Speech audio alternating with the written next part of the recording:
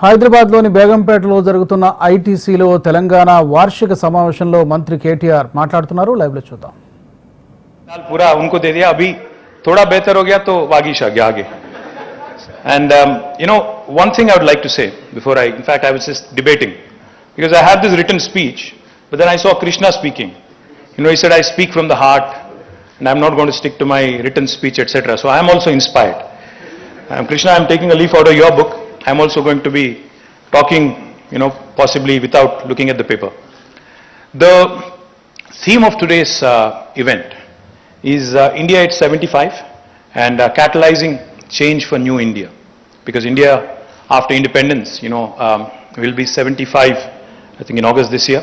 47 is the independence, so 2022, 75 years. So I think one of the things I would like to start off by mentioning is about, क्योंकि हम लोग अभी startups के बारे में बहुत सुनते हैं. स्टार्टअप्स के बगैर आजकल तो एक न्यूज़पेपर में एक दिन भी कोई ना कोई आर्टिकल तो छापता ही है हर दिन. News about some startup becoming a unicorn और यूनिकॉर्न और डेकाकॉर्न और whatever other cons there are, sweet cons, I don't know. There are bunch of things that keep popping up every so often. So let me talk about the most successful startup in 75 years of independent India. That is the state of Telangana. And the reason why I say this is not because I represent the government of Telangana, but because the numbers actually speak for themselves. 7 years ago, my friend Sarita, who's sitting here 7.5 years ago, who's a captain of the industry, had hosted a dinner, or we had met at a dinner where almost 100 or 150 businessmen and women were present. So she, as a son of the soil, as a daughter of the soil, asked me a pointed question. This was not when the TRS had won the mandate. This was much before. No, you were right in asking. About 8 years ago, I think it was. This was at a friend's place. We had all met for dinner, about 100, 150 of us.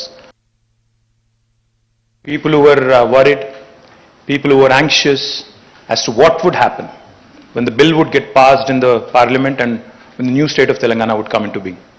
Sarita being Sarita, for those of you who know, she doesn't hesitate to speak her mind. So she asked me point blank onto my face. She said, तुम लोग लड़ तो रहे हो तेलंगाना के लिए, but what is it that you guys are trying to accomplish by dividing Telugus? तुम लोग क्या करना क्या चाह रहे हो? This is what she said. So I told her, listen, this is actually for the benefit of the people of both Telugu speaking states eventually. This would help all of us.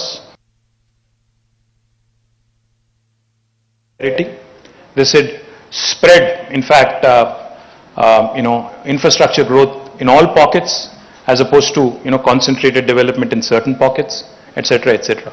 Of course, she was not convinced. But today I'm going to possibly talk about, now you're convinced. Thank you, Sarita. So today I'm going to tell you why you should possibly be convinced. In exactly 7.5 years in Telangana, when we started our journey, I'll just give you 3 numbers. The first thing is our per capita income.